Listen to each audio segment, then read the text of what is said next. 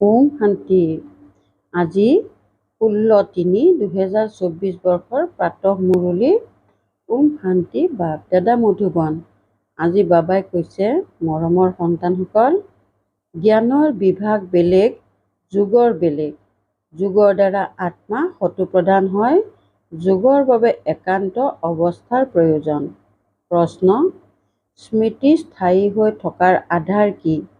উত্তৰ: তোমালোকৰ ওচৰত যি আছে সেয়া পাহৰি যোৱা, শৰীৰো যাতে স্মৃতিলৈ নাহে, সকলো ঈশ্বৰীয় সেৱাত লগাই দিয়া। এয়াই পৰিশ্ৰম। এই উচৰ্গাৰ দ্বাৰা স্মৃতি স্থায়ী হৈ থাকিব পাৰে। তোমালোক সন্তানসকলে মৰমেৰে পিতাক স্মৰণ কৰিলে পিতায়ো স্মৃতিত ৰাখিব। বাবায়ো শক্তি দিব। শক্তিৰ দ্বাৰাই আয়ুস বাঢ়ে। আত্মা সদাকালৰ বাবে স্বাস্থ্যৱান হ'ব পাৰে। ওম শান্তি। এতিয়া যোগ আৰু জ্ঞান দুটা বস্তু। পিতাৰ ওচৰত এয়া বহুত ডাঙৰ সম্পদ আছে, যিটো সন্তানসকলক দিয়ে। পিতাক যিয়ে বহুত স্মৰণ কৰে, তেওঁলোকে শক্তি বেছিকৈ প্ৰাপ্ত কৰে, কিয়নো পিতাক স্মৰণ কৰিলে পিতায়ো স্মৰণ কৰে। এইটো নিয়ম, কিয়নো মুখ্য হ'ল স্মৃতি। এনেকুৱা নহয় যে জ্ঞান বহুত আছে তাৰ মানে স্মৃতিত থাকে, নহয়। জ্ঞানৰ বিভাগ বেলেগ। যোগৰ বিষয়টি অতি বিশাল, জ্ঞান তাতোকৈ কম। যোগৰ দ্বাৰা আত্মা শতপ্ৰধান হৈ যায়, কিয়নো বহুত স্মৰণ কৰে। স্মৰণ নকৰাকৈ শতপ্ৰধান হোৱা অসম্ভৱ। সন্তানসকলে গোটেই দিন পিতাক স্মৰণ নকৰিলে পিতায়ো স্মৰণ নকৰিব। সন্তানসকলে ভালদৰে স্মৰণ কৰিলে তেতিয়া পিতায়ো স্মৰণ কৰিব। পিতাক আকৰ্ষিত কৰে, এয়াও ৰচি থোৱা খেল, যাক ভালদৰে বুজিব লাগে। স্মৰণ কৰিবৰ কাৰণে বহুত একান্ত অৱস্থাৰ প্ৰয়োজন। শেষত অহাসকলৰ বাবে উচ্চ পদ পোৱাৰ আধাৰো হ'ল স্মৃতি। তেওঁলোক বহুত স্মৃতিত থাকিব। পিতাক স্মৰণ কৰিলে পিতায়ো স্মৃতিত ৰাখে। যেতিয়া সন্তানে বহুত স্মৰণ কৰে, তেতিয়া পিতায়ো বহুত স্মৰণ কৰে। তেওঁ আকৰ্ষিত কৰে, কয় নহয়, বাবা দয়া কৰা, কৃপা কৰা। ইয়াৰ বাবেও স্মৃতি লাগে। ভালদৰে স্মৰণ কৰিলে আপোনা আপুনি তেওঁ আকৰ্ষিত হ'ব, শক্তি পাবা। আত্মাৰ ভিতৰি চিন্তন চলে যে মই বাবাক স্মৰণ কৰোঁ, তেতিয়া সেই স্মৃতিয়ে একেবাৰে ভৰপূৰ কৰি দিয়ে। জ্ঞান হৈছে ধন। পিতাক স্মৰণ কৰিলে পিতায়ো স্মৃতিত ৰাখে, যাৰ দ্বাৰা স্বাস্থ্যৱান হৈ যায়, পবিত্ৰ হৈ যায়। ইয়াক শক্তি আছে যে গোটেই বিশ্বক পবিত্ৰ কৰি দিয়ে, সেইবাবে আহ্বানো কৰে, বাবা আহি পতিতসকলক পাৱন কৰি তোলক। মনুষ্যইটো একো নাজানে, এনেয়ে চিঞৰি থাকে আৰু সময় নষ্ট কৰি থাকে। যদিও বা ঐকান্তিক ভক্তি কৰে, পিতাক নাজানে।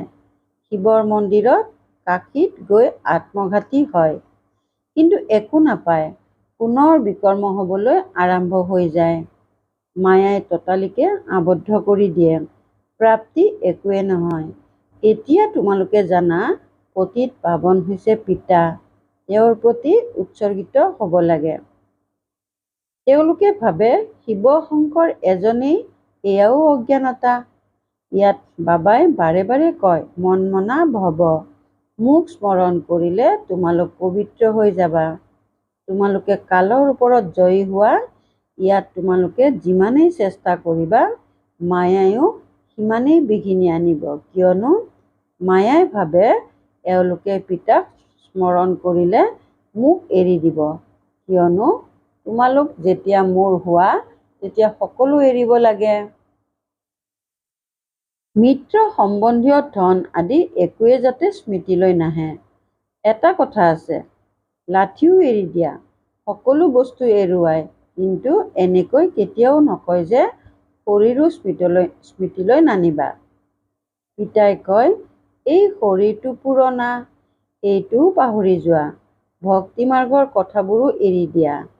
একেবাৰে সকলো পাহৰি যোৱা, অথবা যি আছে সেয়া কামত লগাই দিয়া। তেতিয়াহে স্মৃতি স্থায়ী হৈ থাকিব। যদিহে উচ্চ পদ পাব বিচাৰা তেন্তে বহুত যত্ন কৰিব লাগে। শৰীৰো যাতে স্মৃতিলৈ নাহে। অশৰীৰী হৈ আহিছিলা, অশৰীৰী হৈ যাব লাগে। পিতাই সন্তানসকলক পঢ়ায়, এওঁৰ কোনো আকাংক্ষা নাই। এওঁতো সেৱা কৰে, পিতাৰতো জ্ঞান আছে নহয়। এয়া পিতা আৰু সন্তানৰ একত্ৰিত খেল।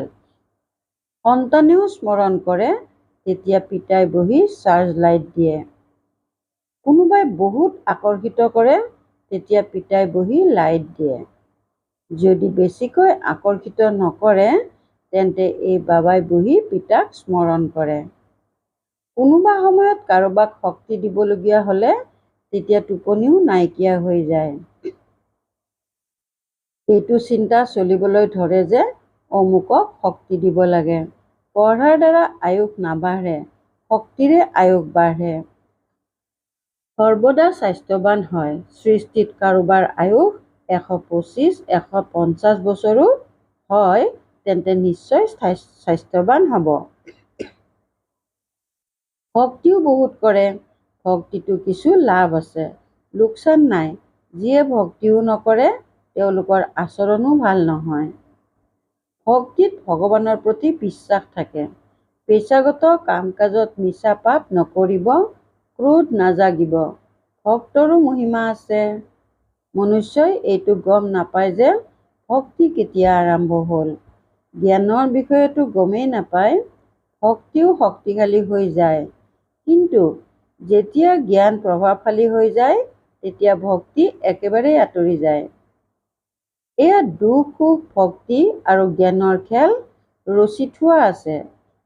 মনুষ্যই কৈ দিয়ে দুখ সুখ ভগৱানেই দিয়ে, আকৌ তেওঁক সৰ্বব্যাপী বুলি কৈ দিয়ে। কিন্তু সুখ দুখ বেলেগ বস্তু। ড্ৰামাক নজনাৰ কাৰণে একোৱে বুজি নাপায়। ইমানবিলাক আত্মাই এটা শৰীৰ এৰি আন এটা লয়, এয়া তোমালোকেহে জানা। এনেকৈ নকব যে সত্যযুগত তোমালোক দেহী অভিমানী হৈ থাকা।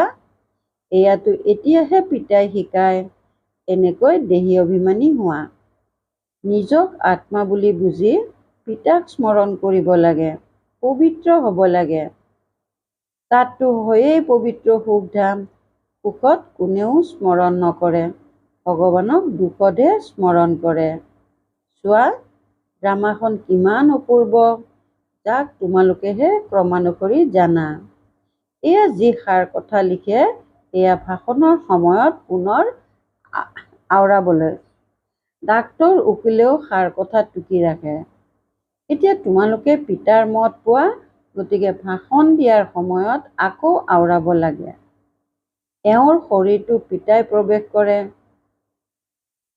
এওঁৰ শৰীৰততো পিতাই প্ৰৱেশ কৰে। পিতাই তোমালোকক বুজায়, গতিকে এওঁ শুনিব। তেওঁ সাৰ কথা নুশুনালে মই কি জানো যে তোমালোকক বুজাম। পিতাই কয় এয়া বহুত জন্মৰ অন্তিম জন্ম। ব্ৰহ্মা আৰু বিষ্ণুৰ চিত্ৰও আছে। তোমালোক বাদশ্বাহীলৈ যাবা কেৱল ক্ৰমানুসৰি। যিমানেই স্মৰণ কৰে, ধাৰণা কৰে, সিমানেই পদ পায়। পিতাই কয় অতিকৈ গূঢ় কথা শুনাও, তোমালোকে নতুন নতুন সাৰ কথা টুকি ৰাখা, পুৰণা কামত নাহিব।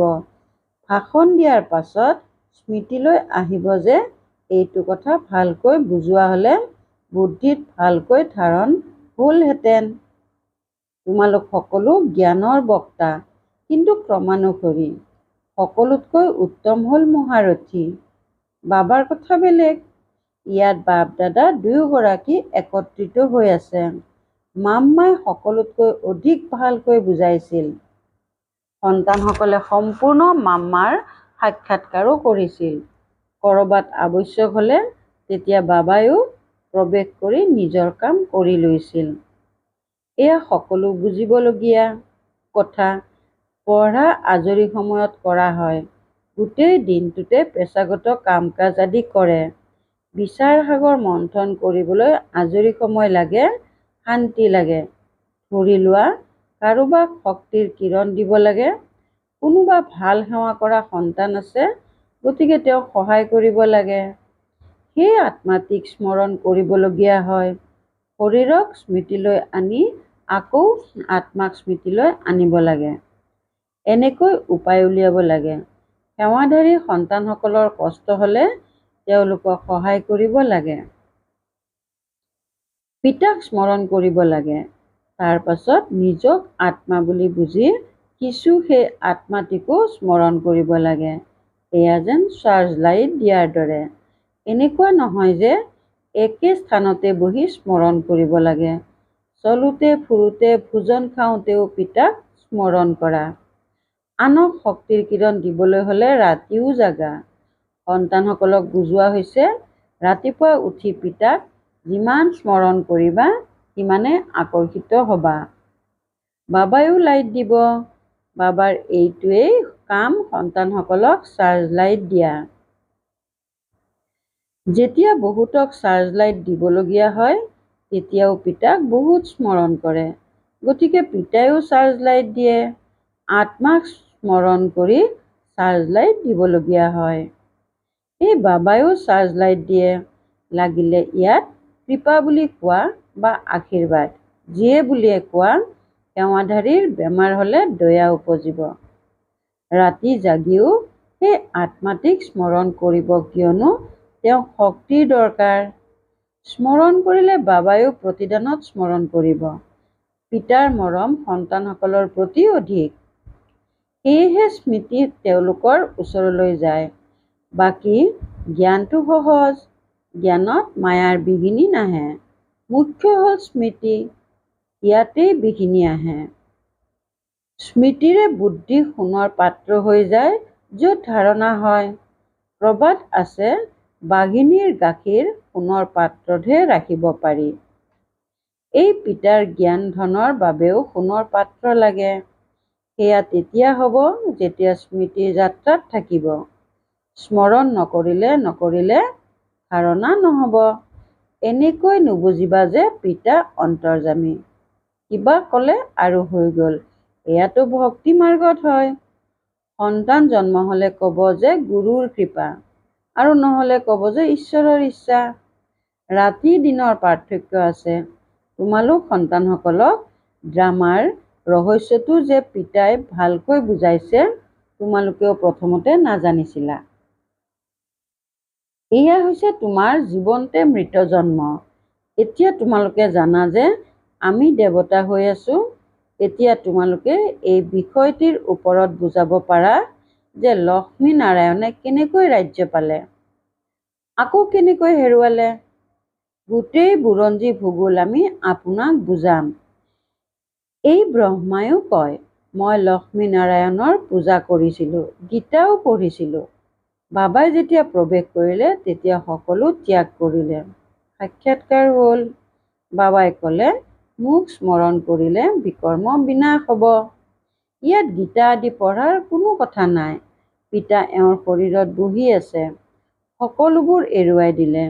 কেতিয়াও শিৱৰ দৰ্শন কৰিবলৈ মন্দিৰলৈ যোৱা নাছিল। ভক্তিৰ কথা একদম উৰি গ'ল। ৰচয়িতা আৰু ৰচনাৰ আদি মধ্য অন্তৰ এই জ্ঞান বুদ্ধিত উদয় হৈ গ'ল। পিতাক জানিলে তোমালোকে সকলো জানি যোৱা।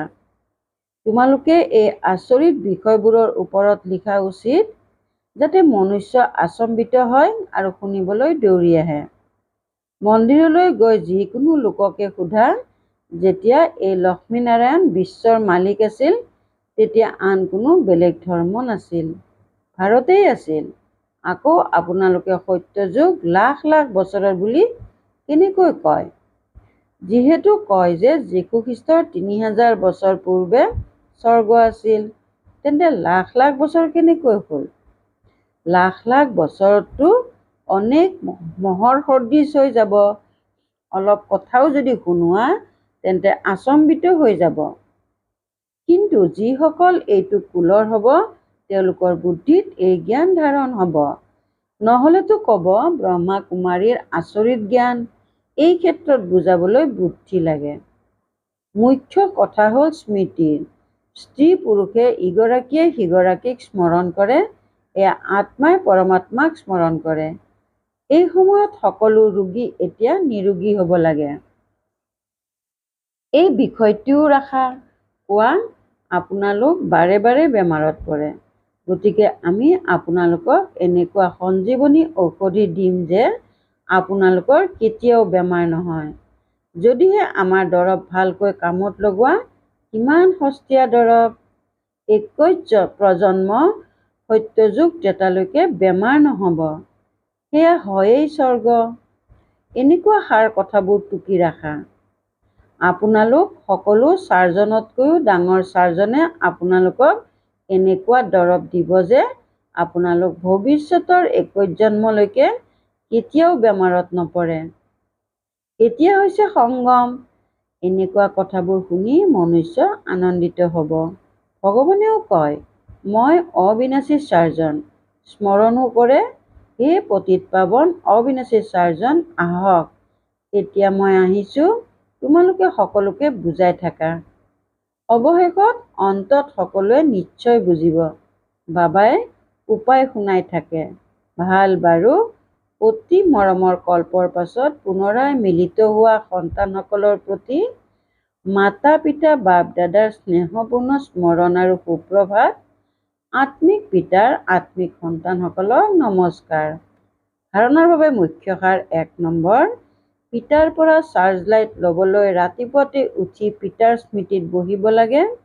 ৰাতি জাগিও ইজনে সিজনক শক্তি দি সহায়কাৰী হ'ব লাগে। 2 নম্বৰ, নিজৰ সকলো ঈশ্বৰীয় সেৱাত সফল কৰি এই পুৰণা শৰীৰটো পাহৰি পিতাৰ স্মৃতিত থাকিব লাগে। পুৰা উৎসৰ্গিত হ'ব লাগে। দেহী অভিমানী হৈ থকাৰ যত্ন কৰিব লাগে।